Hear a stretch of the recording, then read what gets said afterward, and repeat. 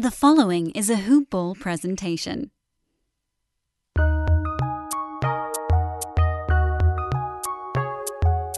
Welcome to the Fantasy NBA Today podcast.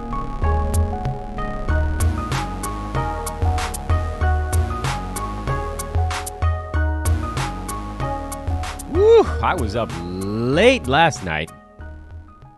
I know. Party animal. That Dan. You guys probably saw me partying away on Twitter. Posting a picture of the good news. We're having another kid. Numero dos. Thank you, by the way, to everybody that wrote such wonderful things back to me when I posted that picture on Twitter. Figured it's kind of fun to make the announcement that way. Very simple. Cut and dry kind of announcement. Announcing it here on the podcast as well. We are expecting our second child due in April. Very excited about that. Very excited to not get any sleep. But luckily, the due date is right around the end of the NBA season. So hopefully my complete and total uselessness right after that will coincide with the playoffs and the offseason. So you guys are all free from it. I mean, there'll be podcasts, obviously, but they're not make or break ones. So if I say something completely insane, you can just say, oh, he's just sleepy. Welcome to Fantasy NBA Today, everybody. This is Wednesday's edition. I am Dan Besbris, DanBesBris. Please do follow me on Twitter. We do a lot of work over there. I don't know how many times I got to tell you guys. At Dan Besbris, or just Google search Dan from Hoop Ball. Hey, beginning of the podcast, I wanted to please ask you guys, if you like what you guys have been hearing on the show, if this has been a fun and useful thing for you, please drop a nice 5-star review on it. Open up the podcast app on your Apple mobile device. The iTunes ones are the ones that really seem to sink in the most. Search for Fantasy NBA Day, click on the show title, and then scroll down to the bottom of that resultant page. And that's where you can do the rating and review. So please, please, please take 20 seconds to do it. It's a big deal for us over here. As we add to those ratings, we get ranked higher and higher on the iTunes charts. More people can find us. We can continue to grow. We can get more, advertisers. That's a pretty big deal. And then we can keep this thing free forever because that's what we're going to do. This show is also brought to you by the good folks at Hawaiian Isles Kona Coffee Company, HI Kona Coffee on Twitter, and HawaiianIsles.com. And, of course, we are a Hoop Ball podcast. You heard that. The British lady told you that right at the outset. The following is a Hoop Ball presentation. On the docket for today, this Wednesday show, we're obviously going to break down Tuesday's results. A couple of interesting games mixed in there. In particular, in terms of most interesting results, you probably have to say Spurs-Hawks was the one with John Collins' suspension coming yesterday. We got some immediate results on that. Denver, kind of interesting, obviously in a blowout, but I do think we learned a couple of things. And then Terrence Ross got hurt for the Magic, or has been playing hurt, one of the two. And that may explain a few things, but he's also out for their second half of their back-to-back tonight. Not that he was playing very well anyway. Well, obviously, get you ready for Wednesday's card. We have 9 games coming up tonight. We've got all the betting lines out. One of them is a very big one. And something I'd like to do here on Wednesdays going forward is basically turn it into a buy low, sell high day. The middle of the week. Normally we talk to Brandon, but I screwed that up today. So we'll talk to Brandon next week. So I'm just going to do it myself on this one. But Wednesdays is going to be buy low, sell high day on the podcast. We'll get into some names that you can probably scoop up at a little bit of a discount. Try to give you some idea of what kind of discount that actually would be. And that's a good way to build your team incrementally as you slowly kind of work your way up the charts. Match a sell high with someone else's buy low. So a little bit different on the format for today's show. Jumping right in, of course, first thing we got to do is cover what happened on Tuesday night because it's already late morning here on the Pacific Coast on Wednesday, so you guys have probably had to make your decisions already. But here's my thoughts. Number 1, Boston wins in Cleveland, high-scoring game in Ohio. Gordon Hayward, 39, 7, and 8 on 17 out of 20 shooting from the field and 4 for 4 at the free throw line. This was a guy, he was a D-bombs, you guys may recall, Gordon Hayward, and he is exceeding all expectations right now. I thought he would chug along at maybe like a top 65 clip and play in a lot of ball games this year because he wants to play. He wants to show he's durable. He's number 29 in 9-cat after this whopper of a game, which, by the way, does make him a little bit of a sell high guy. But I do also think he's going to have a really nice season. He's averaging 27.5 and 4. Rebounding might come down as the Celtics get a little bit healthier in the front court. Jaylen Brown's been out with a mysterious illness for like 3 games now. But regardless, he is storming the damn castle at present. What a dominant start. I mean, he's ranked higher than some of these other guys that we've been yelling and screaming about. In any case, hell of a start. Gordon Hayward, also a sell high. We'll get into that a little bit in the buy low, sell high portion of the proceedings. Kemba Walker, he's settling in now with the Celtics. Didn't take too long. Jason Tatum, a little bit of a quieter game, but still a pretty good one. Daniel Tice, 5 blocks, and he's locked into a big role as long as all of the other centers are out.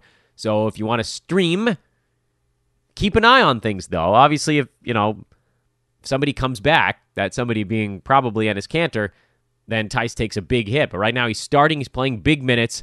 He's in front of the Time Lord. Robert Williams only played 14.5 in yesterday's ball game.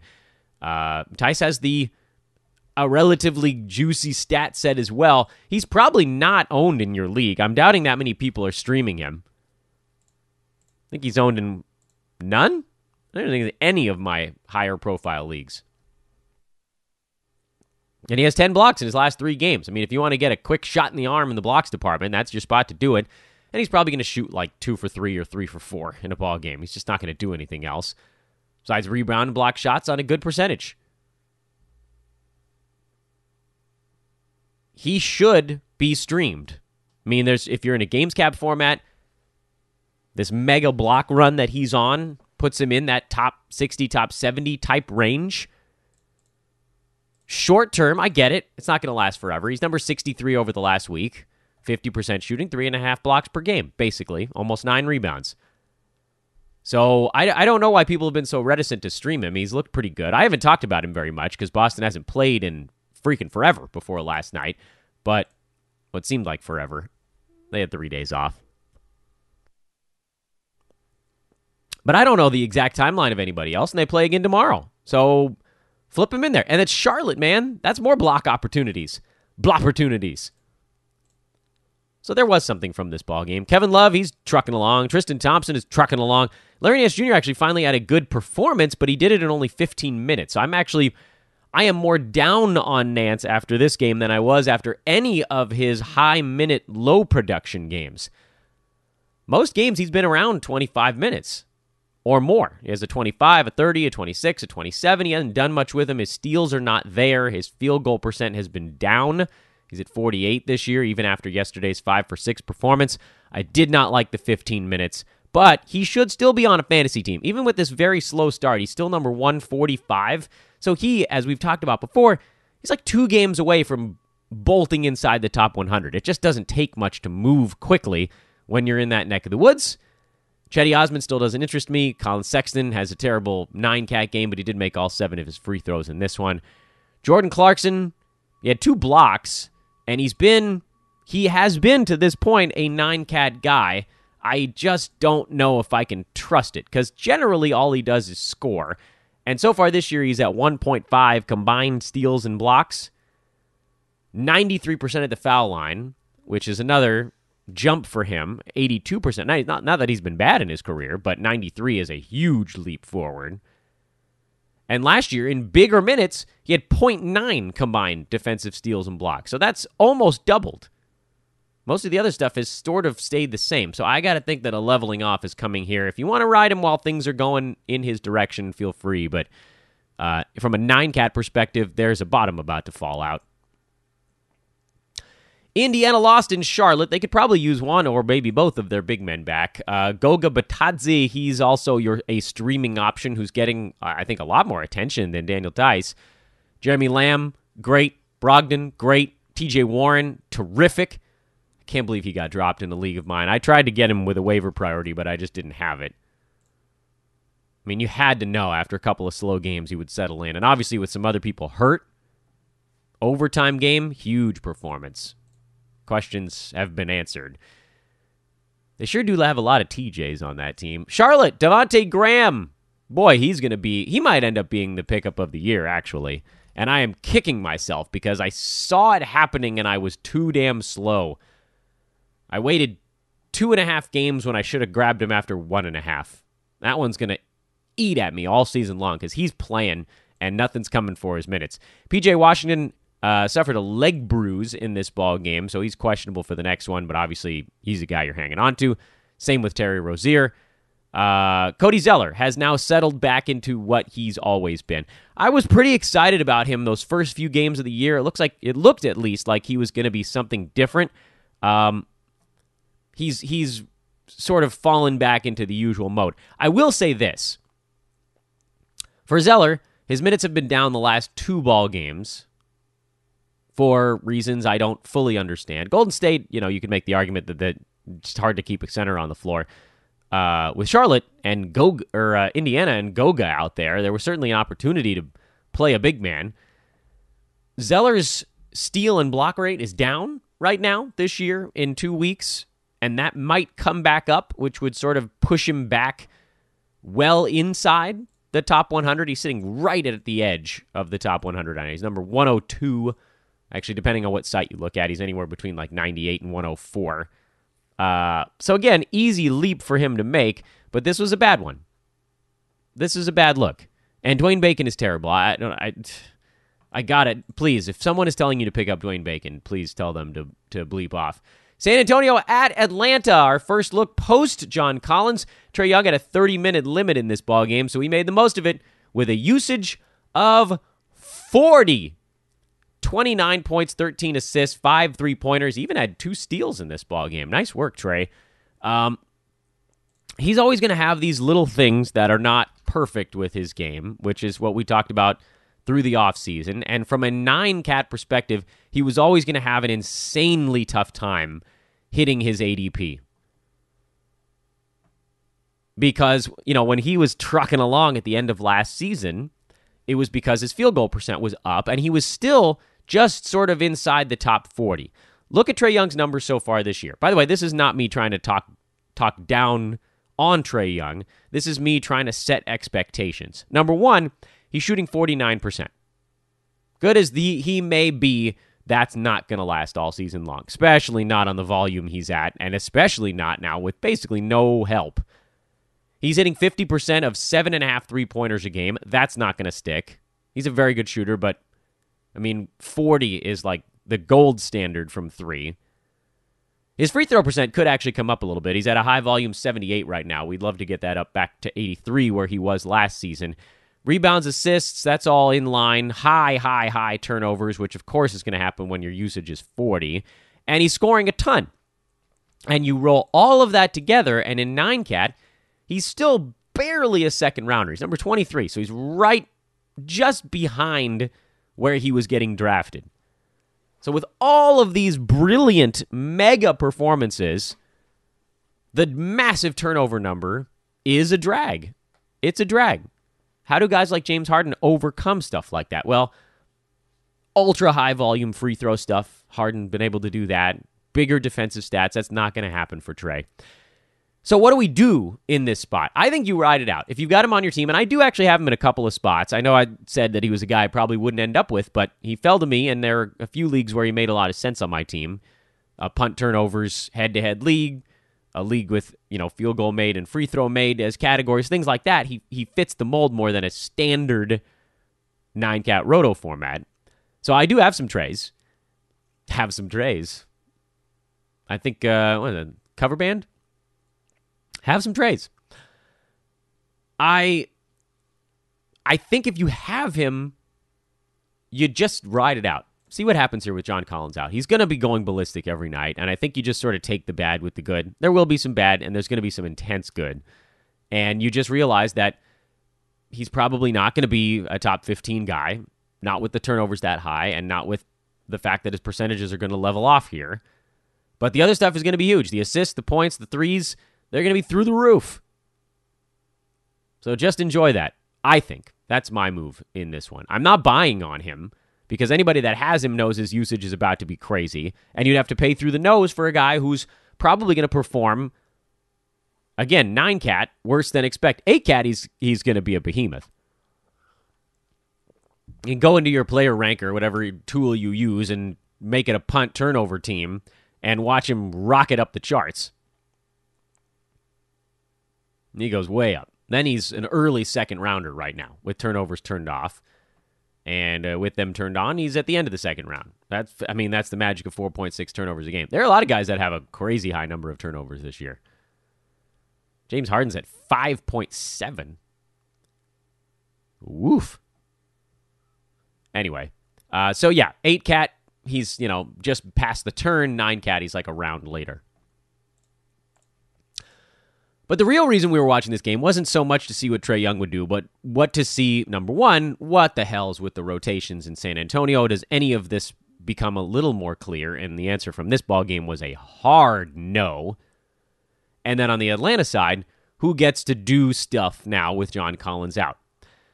On Twitter, I thought DeAndre Bembry might get a longer look, and maybe he would have, but he had 5 turnovers in 19 minutes. He did have 4 defensive stats in 19 minutes, and that's always kind of been his jam, which is why I thought, boy, if this guy's minutes move up, you've got something interesting. His game log, you can do it over the last season and a half. If you look at DeAndre Bembry's game log and try to hunt down the ones where he played, 27 minutes or more, they are impressive. He has a really interesting fantasy game. Look at last year, because he actually has one of them this season as well. Go find the games from last year where DeAndre Bembry was playing bigger minutes. The percentages are not going to be good. You have to hope he doesn't get to the free throw line. He's shooting, 33% at the foul line this year or something horrible like that. But last year, go back towards the beginning of the season, 3 defensive stats in a game he saw 27 minutes. Then 4 defensive stats in one he saw 27 minutes. He played 33 minutes, had 4 defensive stats again. It's pretty common for him. You're not going to average 4. He had a game with 6 when he played 26 minutes. What we really need to look at is it's not an outlier for him to pile up steals and blocks when given the opportunity. In early January last year, I think this was when Kent Bazemore was down, DeAndre Bembry got a really long look. Herter might have been out also at that point. I don't remember precisely, but I can quickly pull up, sort of a game by game. Bembry had a stretch between January 6th and January 28th of, 1, 2, 3, 4, 5, 6, 7, 8, 9, 10, 11 games where he played 26 minutes or more in each of them. All 11 games, he was at 26 minutes or higher, and in many of them he was around 30 or 31. In those 11 games, the only game where he didn't have, let's scratch that. 2 of the 11, he didn't have a defensive stat. 4 of the 11, he had 1 defensive stat, and that gets us to the remaining 5 games. He had 6, 2, 5. Some of these other ones. These are big numbers. 2 and a 3, I think. I may have missed one in there. But, yeah. Suffice it to say, they pile up quick. So that's just a quick glance at a guy's game by game where we actually have evidence of him playing more minutes. Now, he didn't in yesterday's ball game. That's the counterpoint, which is like, Dan, why are you talking about him so much? He only played 19 minutes. I strongly believe that there are going to be games, and maybe it's a little bit more matchup dependent or hot hand dependent, where he chews up those 26, 27 minutes. That's why he's the first guy I was watching. Besides Jabari Parker. Sorry, we should have started with that. Jabari Parker's an obvious ad. He's going to have to score a bunch. He's like a souped-up version of Bobby Portis, who's not going to smash anybody out of the country. He's not going to face punch anyone out of the NBA. So Jabari Parker is an obvious ad. His 9-cat game is also severely lacking, by the way. We overlook a lot of issues with Jabari Parker because he can score a little bit. He's averaging 15 points a game right now, and that's going to go up. His rebounds are going to go up. But he doesn't steal, he doesn't block shots, he doesn't hit many three-pointers, and his free throw percentage is not good. So be aware, there are areas, especially 9-cat, well, basically almost any category league. I can say 8-cat too, where he's going to hurt you. His turnover is probably just not going to be that good, but they're not going to be that bad either. So we call that one a wash. But the free throw thing, that's a problem. The defensive stats, that's a problem. Maybe they come with him playing more like 30 minutes instead of 23 or 24. But they haven't lately. It's a funny thing about these guys. We get really caught up in the counting stats, particularly scoring. But like, even in his strong run with the Wizards last year, he was barely a top 100 guy because of the free throw stuff. It didn't make up for the high turnovers, and the good stuff didn't make up for the bad. That's the short version of it. So yes, you're picking up Jabari Parker. He's not going to be as good as everybody thinks in this stretch. He's going to score and he's going to grab rebounds. That's damn true. But one of these other guys is going to be the one that has to take a jump forward. In yesterday's game, it was DeAndre Hunter who played big minutes and actually had a pretty good ball game, and he's probably going to be heavily owned in leagues because he has kind of a buzzy name as a, buzzy rook. He is 16-8 with 2 3-pointers on okay percentages, was a pretty strong departure from what we'd seen so far from him this year. This is why I'm afraid of DeAndre Hunter. Number one, he's young, and you guys know how I feel about guys that don't have that portfolio. 41% from the field, 77% at the free throw line. We don't really know where those are going to settle for a guy just getting his sea legs.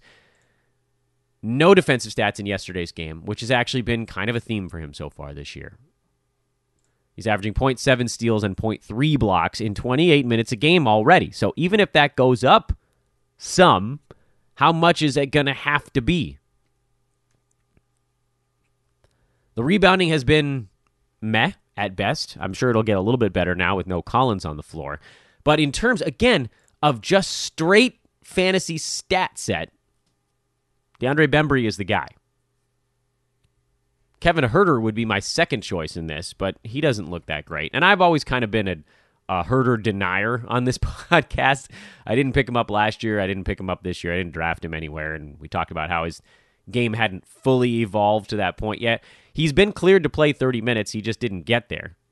If he gets to 30 minutes, I think you have to add him because he can hit some shots. He can score a little bit. He's kind of an across-the-board, like, new Chandler Parsons. Was that a fair assessment here? Little bit of a lot of things. He had a steal and 2 blocks in yesterday's game, so maybe those numbers get better. His minutes right now, when you look at his season totals, are only 21 minutes. Field goal percent of 33. That's going to come back. He's a good foul shooter. We know he can hit the three-pointer. I think he's the guy, and Besbris the guy. And by the way, Kevin Huerter is owned in all of my leagues, despite being ranked number 224. So, see if he's out there. He's been wildly over-owned to this point, but maybe he can step through the door and clear a little space. Again, DeAndre Hunter, yeah, he's probably worth a look, but that fantasy stat set has not shown itself to be fully there yet. Lakers came back, beat the Bulls. Chicago Twitter was not happy about the way that this one went down. Lakers Twitter was relieved. LeBron James is a monster, man. He definitely took last year off. I had that tinfoil hat thing going, and now I feel like it's confirmed. Bench was good. Actually, JaVale McGee was good in his 17 minutes. We always said he only needed 20, but he's not getting to 20. Dwight Howard played more minutes. The team was better when Dwight was on the floor, even though JaVale had a better stat line in this one. He's just not helping the way that they need him to. Kyle Kuzma, he's he's working his way back from a very rusty situation. He did have 15 points in this game, and he'll continue to score, but also not a great 9-cat guy either. The Bulls looked like they were ready to put up a pretty good ball game in this one. Otto Porter at 18, 4 3-pointers. He shot the ball well, and then he vanished in the fourth quarter. Tomas Satoransky, 7, 4, and 6. I mean, he was a couple of actual attempts from the field away from a really nice fantasy line. Kobe White got hot and then got cold. Lauri Markkanen stayed crazy cold. And Wendell Carter Jr. had an empty double-double with a bunch of missed free throws. Once again, Zach LaVine sort of held it down on the offensive end, but missed a bunch of assignments on defense. And this Chicago team is super depressing. I have thoughts on buy lows and sell highs when we get to that section of this podcast. But just from a straight what do we do standpoint, Otto Porter is an intense hold. I mean, you saw just flashes of what could be in this ball game if they let him do some stuff. Tomas Satoransky is actually back on my watch list. He's been dropped most places, and I'm totally fine with that. If you had him, you can drop him. A lot of people are hanging on to him, too, because he's closer. I'm okay with him sitting on the waiver wire right now, but he has looked a little bit more confident the last couple of ball games. Orlando, Oklahoma City. Nice win for, I say my Thunder. I say my Thunder because I have the season win total over in this one. Chris Paul is looking more and more like himself every day. Another strong game from CP3 has moved him now. Remember, after like 2 games, he was number 200. Well, he's number 78 now and climbing. Free throw percent is back to 81. Field goal percent's at 44. 2 threes a game. 1.7 steals. The assists are slowly working their way up. And then the fact that he had 0 turnovers in yesterday's game is you're starting to kind of see him with a comfort level with these guys around him. That's a great sign. You're not selling on Chris Paul after a couple of good ball games. This is just him settling in. I think you ride this thing out, and you probably have a bunch of him if you're in Roto like I am. And, we pushed him on this pod too. So nice to see him coming around here. If you're in head-to-head, you're also not buying him. Shea was good again. Shea Gilgeous-Alexander. I'd like to see more in the rebound assist stuff, but I think he's just, he's going to be a scoring guard on this team. Steven Adams came back. Hamidou Diallo has so much energy, it's crazy, but he doesn't do enough when he's out there. And then Dennis Schroeder was the problem in this game. He shot 2 for 11 from the field. When the shot's not falling, he becomes a liability. I'm holding on Schroeder, particularly in 8-cat, because he's always going to have somewhat high turnovers for a reserve guard. But in 9-cat, here's the thing. I don't know that he's a must-hold guy. He's averaging 14, 5, and 4 with a steal and a 3-pointer, but both the free throw and field goal percent are terrible so far this year. Free throw, I have to believe, comes back. He's a career 82%er, and he's at 74. Field goal percent might just not be good. Maybe it comes up a little bit. 1%, 2%. But right now in 9-cat, he's hurting you. He's number 166. He's a hold. He's got a huge role on this team. He's playing almost 30 minutes a game. But just be aware that guys like that can actually do some damage to your fantasy team at times. Jonathan Isaac was very good again. He really might have turned the corner. I ended up with him almost by accident in one league. I thought he was getting drafted about where he should this year, and he's overperforming, so cool for that. Markelle Fultz, 13 points, 3 boards, 4 assists. He was actually relatively efficient in this game, but 24 minutes. DJ Augustine, 27. I think you'll see more Fultz tonight with no Terrence Ross, and this will be good for Ross just to get right, get his knee right, get healthy, because he's not playing like he did last year, and I think he will. He's going to get going. It just takes time, especially if you're injured. This would be a night if you wanted to just drop Fultz into a lineup, but he's way over-owned given his fantasy limitations. Almost no three-pointers. Percentages have not been great so far. Not a ton of assists or rebounds. It's not. He's got to get into the 30s to even come close. Whatever. Miami blown out in Denver. As I've said so many times, you're never as good as your best game. You're never as bad as your worst. The Heat played one of their best against the Rockets and one of their worst against a very good Denver defense. Kelly Olynyk played well off the bench, so he got some extra run in a blowout loss. So our guy Myers Leonard had 10 quick points in this game and nothing else. And I actually put a warning out on Twitter. I said, this is going to be a really tough matchup. People were like, hey, maybe he's going to dunk all over the Nuggets. I was like, nah, that's not going to happen, man. This is a tough defense. This is not the one you want to run him out there for. Kendrick Nunn played 33 minutes in the loss. Justice Winslow got 30. Jimmy Butler had 29. So Spoelstra gave it his best with these guys, but it just wasn't close. Winslow, boy, I don't know. I find him to be wildly over-owned also. You guys know I'm way lower on Winslow than almost everybody else on the planet. High turnovers, bad field goal, and bad free throw percent. And no three-pointers, really, this year, which is weird because he was taking more of them towards the end of last season.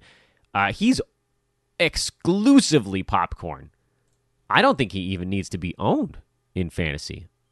Maybe that's harsh, but I mean, I'd rather have Nunn, N-U-N-N, Kendrick Nunn, not none of these guys. Kendrick Nunn I'd rather have.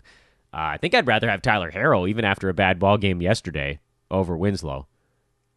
Sounds crazy, but I mean, he's like fourth on my pecking order here with this team. I'm holding on to Leonard. He's starting. If this wasn't a blowout and Olynyk hadn't played a little bit better, he has the first crack at those minutes, so I'm giving this another one. Let him play a team that's, well, they're playing the Lakers next, so God help those centers again. This is a bad time to have a Heat big man. I mean, Bam Adebayo was actually pretty bad again in this ball game too. Nice to see Jimmy Butler kind of escape without a terrible ball game. 16, 7, and 4 with 2 steals. He didn't shoot the ball well, but he made a bunch of free throws, so that was okay. The Denver side I actually thought was more interesting because with the blowout, you can throw a little bit of the Miami stuff away. And certainly with the minutes on the Denver side, you can dump some of those as well. Nikola Jokic was in foul trouble in the first half. He had 9, 5, and 5, which is horrible. Sorry, I can't sugarcoat it with Jokic. He's number 53, and you probably spent your 6th pick on him. I am so upset. And Aaron Bruski can confirm this. He and I were having a heated text debate. That's actually not true. It was me saying, Brew, am I nuts? I have the 6th pick in one league, and I think I'm taking Joel Embiid. And he was like, well, basically, if you get Embiid to like 68 games, if you're punting turnovers, that's a better pick. And I thought, man, that's so risky, though. I can't do the risky thing. How can I do the risky thing? I should have done the damn risky thing. I have regrets. I mean, he's so risky, and it is a head-to-head league. So maybe by the end of the year, I'll have fewer regrets on that front. Maybe I should have just taken Kawhi Leonard at that spot. But for Jokic, listen, he looks fat. I know he's always kind of a soft-bodied sort. You can get away with that when you're super-duper young. He's 24, so he's still pretty damn young. He's listed at 7 feet 250, and that's not close. He is way more than 250. He's big, and he is lumbering like an ox this year, and all of his numbers are way down. Way down. Shooting 46% from the field, 28 from downtown, 77 at the foul line. He's down a rebound. He's down 1.5 assists. He's down 0.3 steals and 5 points per game. But luckily, turnovers stayed exactly at 3.1. This tells me 2 things. Number one, he's out of shape. And until he gets that fixed, some of these numbers are actually going to stay down. However, the Nuggets are going to need him to be a little bit more like what he was last year.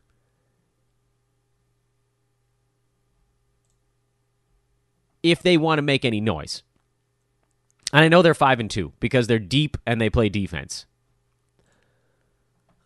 They have also had, one would say, relatively easy opening schedule. The Nuggets played the Blazers and won, so that's probably a playoff team. They beat the Suns, who are obviously better than we thought, maybe a playoff team. I'm still not fully convinced. The Kings, they lost to the Mavs. They lost to the Pelicans, and then they beat the Magic. This game against the Heat was a nice win for them. I'll give them that. But they've got the Sixers coming up. Actually, then their schedule gets easy again. The Nuggets must have one of the easier schedules to start the year. I don't have that number in front of me, but then they've got the Wolves, the Hawks, the Nets, the Grizz. Then it's Rockets, Celtics, Suns, Wizards, and Kings. Lakers, Knicks, Celtics. It's bad teams blended in everywhere. Where is the stretch? Every team has a stretch where it's just like 5 games in a row against really good teams. When does that come for the Nuggets? That might not be till January. In any event, they've grabbed a couple wins against teams that they should, and they need Jokic. That is a long way of saying they need Jokic. It's actually a pretty good segue into the next segment we're going to do on today's podcast, but not quite to that point yet. Elsewhere on the Nuggets, Jeremy Grant had a really nice game because Paul Millsap got hurt. I think his face got cut up or something. He'll probably play in the next one, so I wouldn't read too much into it. Will Barton came back and played 32 minutes. I've been a bit hard on Barton, but I've really mostly just been kind of hard on the Nuggets and the fact that they're rotating bodies in so freely. Gary Harris also got hurt, turned an ankle in the third quarter of this ball game. I believe he's considered probable, but also he's a guy who heals very slowly. So, here's the thing. I've been kind of bitching and moaning about this team, about the way that they've divvied up their minutes. But Gary Harris is averaging 30 minutes a game as their starting small forward. Will Barton's averaging 30 minutes a game as their starting shooting guard. Paul Millsap is averaging 24 minutes as the starting power forward. He's number 103. Gary Harris is 141. Will Barton is in the high 60s in terms of rank. So there is value there. Watching them play every single game, I think, will drive you crazy. And that's probably what happened to me. I will admit to the fault of checking each game's box score and kind of gravitating to the ones that were more frustrating and putting a little less stock in the ones that were actually a bit better.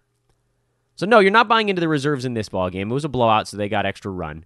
But Will Barton deserves to be on your team and started, and you just sort of do the Danny Green treatment. That's the best way to describe it. Just look at the end of the month or every 2 weeks or something like that, and if he's still hovering in that top 75 range, great. If he totally falls apart for 2 weeks in a row, then yeah, things maybe you get a little bit ugly. Gary Harris, on the other hand, he's playing plenty of minutes, and he's just doing nothing with them. It's hard to recommend a drop on a guy who's done it in the past and is playing enough minutes to do it again, but just isn't. But he might sort of, well, just not be the same guy. I think Paul Millsap belongs on your team.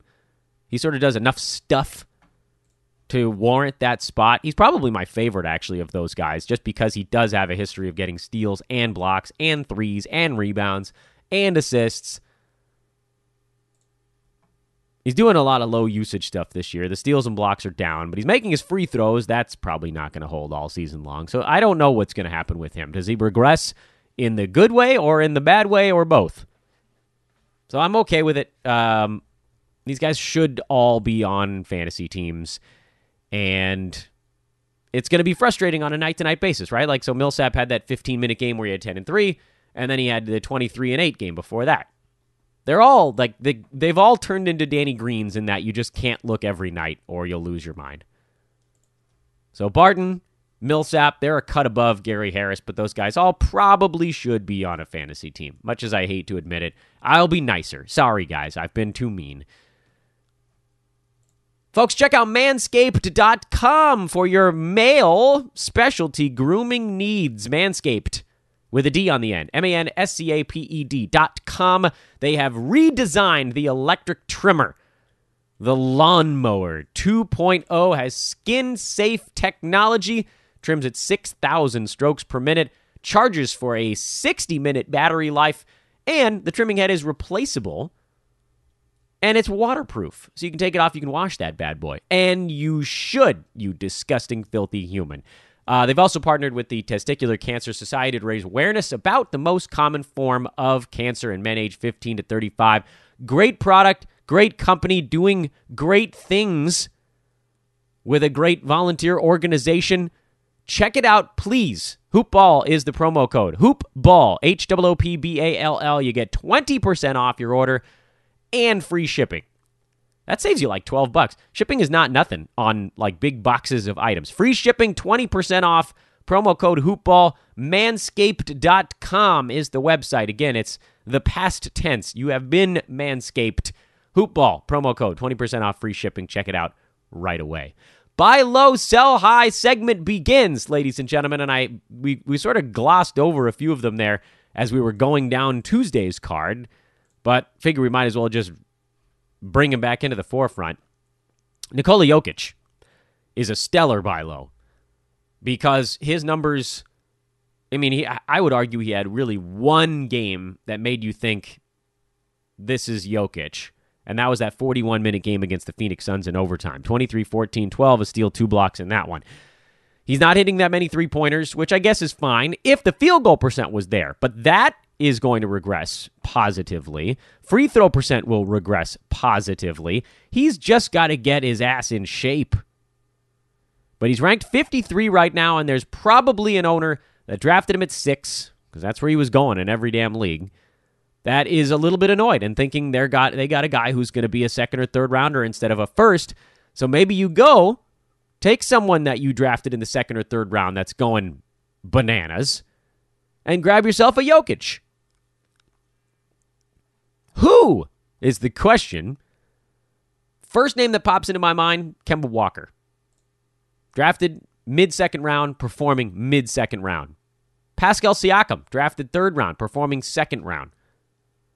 Donovan Mitchell, drafted third round, performing second round. Devin Booker, big scoring numbers.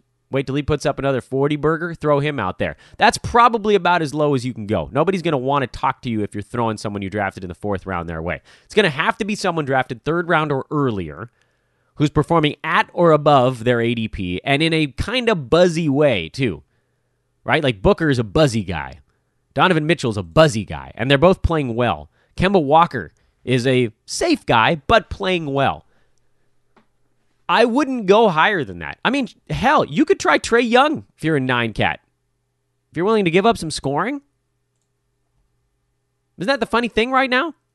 There's no doubt in my mind that Jokic, on a per-game basis, ends up in front of Trae Young, who has all the buzz in the world. And you could go fire him out there. You probably drafted him at, 22? Go get yourself a guy drafted in the middle of the first round. We know who Jokic is. Scoring's going to come back up a little bit. Might not get all the way to 20 since the Nuggets are a little more healthy this year. But he'll have his 10 rebounds. He'll have his 6, 7 assists. He'll have his steals and, some blocks. It's going to cost you in three-pointers. It's going to cost you, 1, 2 assists. We're going to get 6 extra rebounds. Bunch of extra blocks, better percentages in both by the end of the year. There's no question in my mind. That's an interesting one. I would start with some of these other guys, though. Start with those third-rounders, work your way up the chart. He might be the most interesting current buy low because you're looking at a potential first-rounder. Drew Holiday's a buy low. You could have him, I think, for cheaper. Look at guys you drafted in the 4th, 5th round that are overperforming. Jason Tatum, he might get you Drew Holiday right now. It's actually a lot of guys drafted in the 3rd round that are clunking it up. We talked about the 3rd being a weird spot. Malcolm Brogdon could probably get you Drew Holiday right now. Kyle Lowry might be able to get you Drew Holiday. Kevin Love might be able to get you Drew Holiday. And all those names that I just rattled off, I wouldn't, by the way, part with those guys for Rudy Gobert because I don't think he's actually going to be an early 2nd-round guy this season. You heard me talk about it on the podcast. I went Drummond way in front of him. I have multiple Drummonds and no Goberts on my team. That being said, he is still a buy low. But you could go way down your list as someone to throw out there for Gobert. Gordon Hayward? Right? Drafted 70, 80, shooting top 30 right now. Kelly Oubre? Would I part with Jonathan Isaac for Rudy Gobert? Questionable. Maybe. Al Horford? People wouldn't want it even though he's number 19. They should. Love those old guys. Love those old guys. Go farther down the list. Domantas Sabonis? Hassan Whiteside? Freddie Van Vliet? So it really depends. This is the art of the buy low, sell high. You look for guys overperforming. I find the fastest way to do it, make a list. Do what we're doing right now. Make a list of guys drafted by round because you're going to want to try to get into the psyche of your opponent's head. Someone they drafted in the 1st round, there's just no way they're going to give them away for anything other than someone drafted in the first 3 rounds. It doesn't matter how bad they're doing or how well your guys are performing. Someone drafted in the 2nd round, it's going to probably have to be somebody drafted in the first 4. 5, maybe? I guess we could go 5 or 6. Gobert's been so bad, you could probably go 5 or 6. Someone in the 3rd round underperforming, that's when you start to really open things up. Look at some of these underperformers in the 3rd. De'Aaron Fox, Jaren Jackson Jr., Buddy Hield, Mike Conley, Otto Porter, D'Angelo Russell. 4th round guys underperforming. Larry Markkinen, CJ McCollum. What the hell was he doing in the 4th round? He should have been in the 60s. DeMar DeRozan. I'd say Eric Bledsoe, but he's already gotten it going a little bit, so we'll take him off the list. We're not going to go any farther down. Well, Josh Richardson, Julius Randle.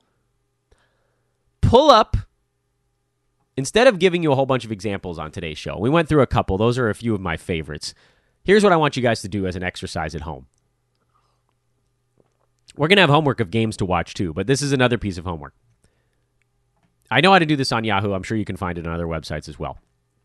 Go to the Yahoo player page and click to sort by preseason rank. Click on the preseason rank button to sort them that way. So this is basically how guys were being drafted. And then look for massive discrepancies between the preseason and the current ranking. Jokic, drafted at 6, he's ranked 53. Colossal. Bradley Beal drafted 10, he's ranked 44. I wouldn't call that colossal, and I'd also say he's had a couple of good games, so you have to look at recency bias as well. Rudy Gobert, drafted 15, sitting at 121. He's not blocking any shots this year. His rebounds are down. The shot blocking is the one that really kills you. That'll come back. Maybe not as much as we want. You have to look for the big drops. So like Mitchell Robinson, 43, he was drafted in the 30s. Nah, doesn't count. De'Aaron Fox, drafted at 26, he's at 191. Both of his percentages are terrible. We knew the free throw wasn't going to be good. Steals are down. Hasn't had a couple of better games, so make it a little bit tougher. But right now it's scoring and his percentages are not very good. Buddy Hield, he's sort of the next one on that list. Buddy Hield, he's at 139 because his percentages are way down. That's something you really got to look for. What's causing it? Jaren Jackson Jr., 135. Conley, Porter, Russell. We just mentioned all of these names. Huge drop-offs between preseason and current ranking. And then assess whether you believe these guys, how far they're going to actually get back. De'Aaron Fox, he'll probably be a top 50 guy by the end of the year. Buddy Hield, he'll be a top 50 guy by the end of the year. Mike Conley, maybe top 60. We could probably adjust him down a little bit. Otto Porter, same deal. Russell, well, he was getting overdrafted anyway. Lauri Markkanen, do you trust the Bulls? I don't really. So maybe I take him off the list of guys I consider targeting here. So you have to figure out the big drop-off, what's causing it, meaning can it come back to the norm? You know, Buddy Hield's not going to shoot 40% from the field, 75 at the line all season long. Eventually, he's going to fall into 1 steal per ball game. Well, maybe not. Right now, it's the percentages. That's what's all off for him. And the turnovers are super high. It's a really easy equation for a guy like Buddy Hield. So that's a guy you put on your list to target. Otto Porter, Chicago Bulls are a pain in the butt. I don't know if I'd put him on my list of guys to target, even though you could have him for like next to nothing, so he's not the greatest example. Then, the other thing you do, keep it sorted the same way and look for guys who have actually made a giant leap the other direction. So, also think about buzz guys as well. You put them on the list, and you just have to sort of be aware of those dudes. Andre Drummond, he's a mid-first rounder right now. What do we think is going to happen there? I actually think a lot of this stuff is fairly sustainable for him. He's a beast. He was a mid-first rounder for the last 2 months last year. There's not a huge reason why that can't actually continue. Contract year, I'm not selling on him. Donovan Mitchell, drafted in the 3rd round, he's performing like a 2nd rounder. Can this hold? Can he actually shoot 52% 52% for a whole year? I don't think so. He's really dialed down his 3-pointers. That's been a large boon for his fantasy value to get the percentage up by eliminating some of the poorer shots he was taking. Assists are actually down this year, not surprisingly, with Conley around. Steals are way up. Turnovers are way down. There's stuff with Donovan Mitchell that makes you think this probably won't hold perfectly all season long. You got him in the 3rd. See if you can swing him for a guy in the 2nd. Someone that you feel pretty strongly is going to finish mid-2nd round. Any of those guys we were talking about before? Vooch, he's been a little bit of a letdown. Yeah. Absolutely. I would love to have Vooch on my team. He's not going to shoot 41% for a whole year. No way. I would absolutely trade Donovan Mitchell away for Nikola Vucevic. You're going to take it in scoring, but yeah, other stuff is going to get beefy there. Absolutely. Who else is overperforming as an easy name to pull off the list? Well, the reason we're doing this in sort of a broad topic method right now, by the way, is because I think next week when we talk to Brandon, we'll actually pull out some of our favorites. Tobias Harris, he's number 27. I think that can hold. His free throw percent is actually down. So even if the field goal number comes down a little bit, free throw will come up. He's good, man. He's just good. I think he can hold at 27. So I wouldn't actually trade him for anything other than a guy you think finishes near the top 25. And maybe you don't even have to look for a guy who's underperforming. Who was drafted at the end of the second round that actually could fit that mold? Do you want Miles Turner or Tobias Harris? I probably actually want Tobias Harris there. Vooch, that's another one you could potentially throw out there. He's got the upside to clear that mark. Drew Holiday? I think I might rather have Tobias right now. I think Drew ends up in that mid-20s range. Bradley Beal, you won't get it. It's not enough. You'd have to put somebody else with it. I would, though. If you could put Tobias Harris with somebody ranked like around 60 on your team, go try to get Bradley Beal, that's worth it. Or pair him up with someone else and go get Jokic. All of this stuff makes sense. So this is your homework. When people are like, who should I target? Who should I target? Well, look for someone on your team who's ranked way higher than where they were drafted and determine whether or not A, it's sustainable, B, it's going to drop off, C,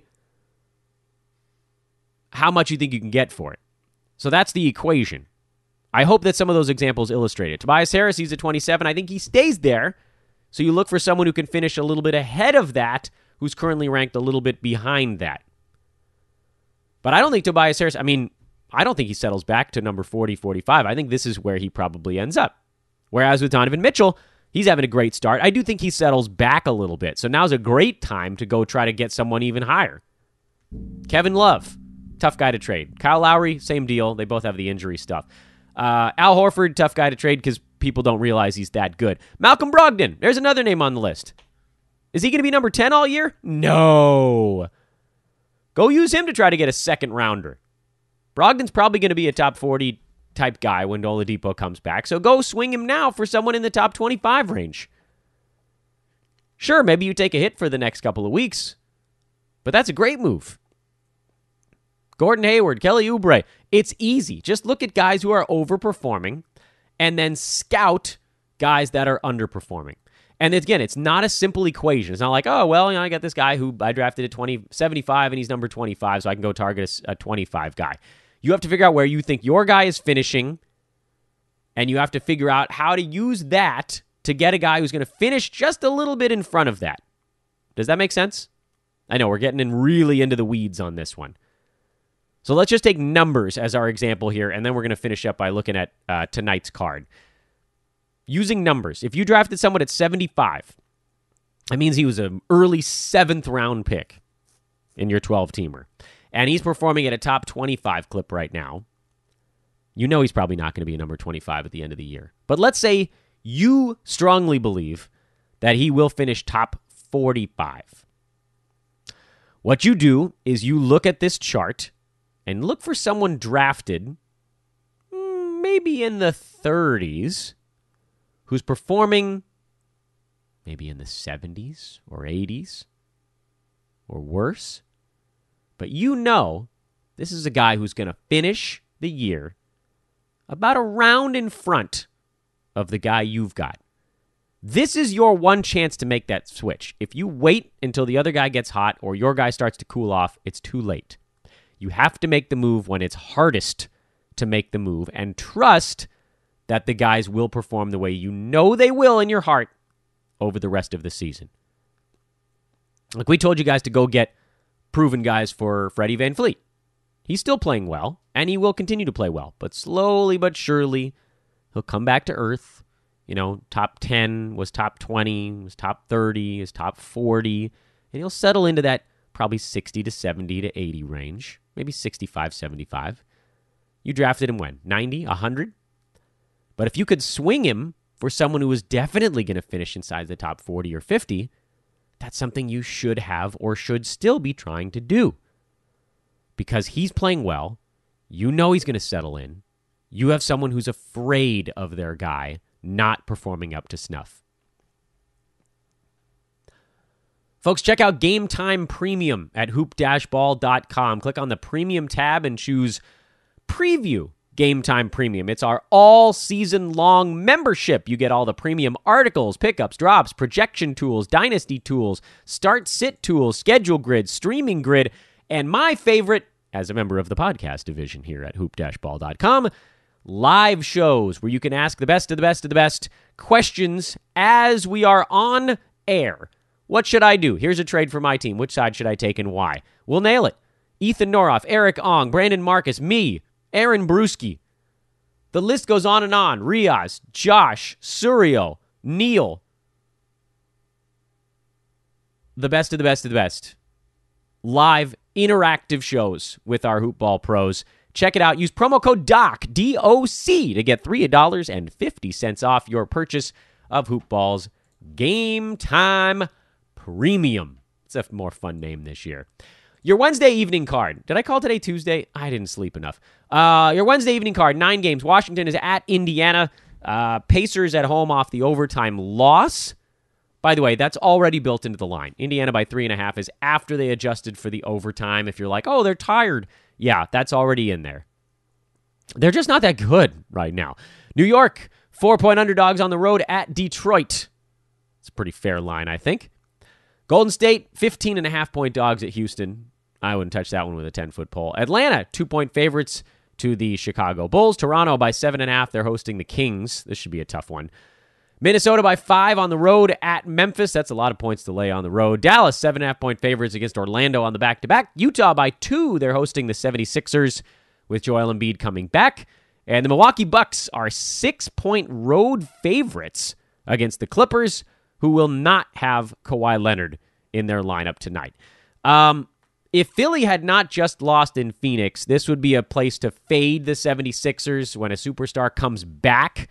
There's usually an over-adjustment by the line, so I do have a lean to the Utah Jazz in this ballgame. And otherwise, I'm looking at some underdogs, really. I think Washington can keep it close with Indiana. I think the Clippers can actually play a little better against Milwaukee than people would think.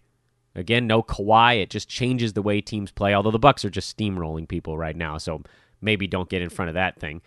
Orlando looks terrible, but 7.5 is a lot to cover. Minnesota, that's a lot to lay on the road with Cat coming back. Lean to the Memphis side in that ballgame for sure.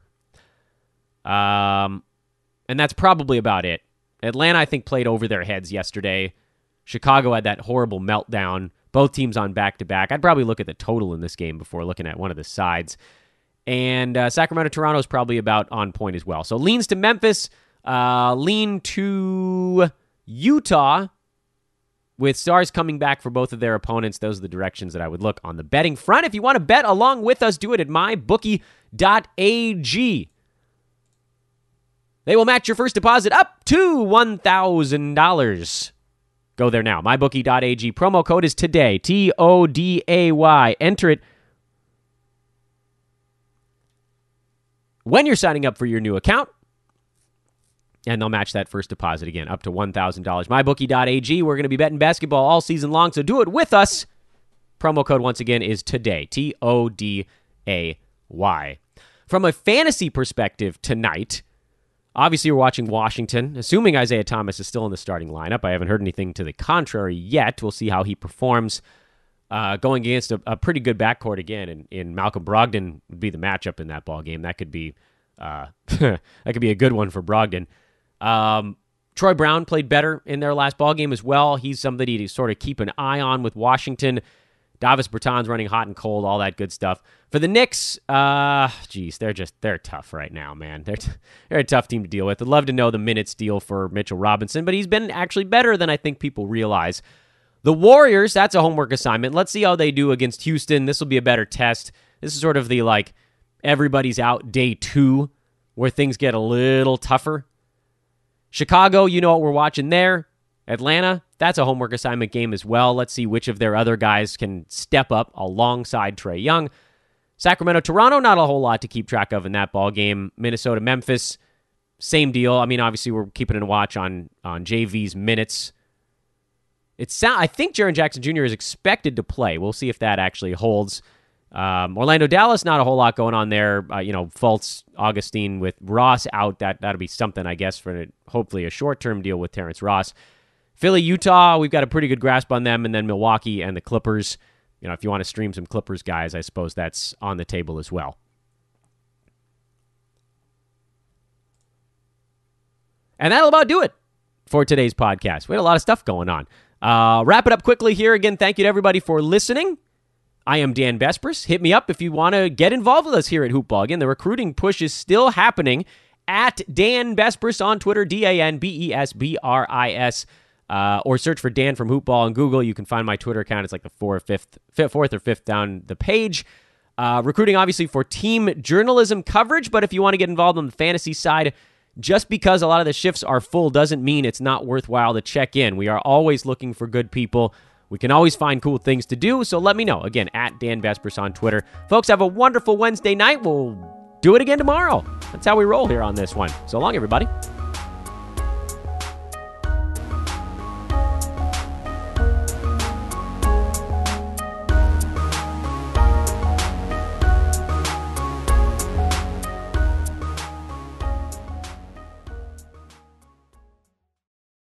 This has been a Hoopball presentation.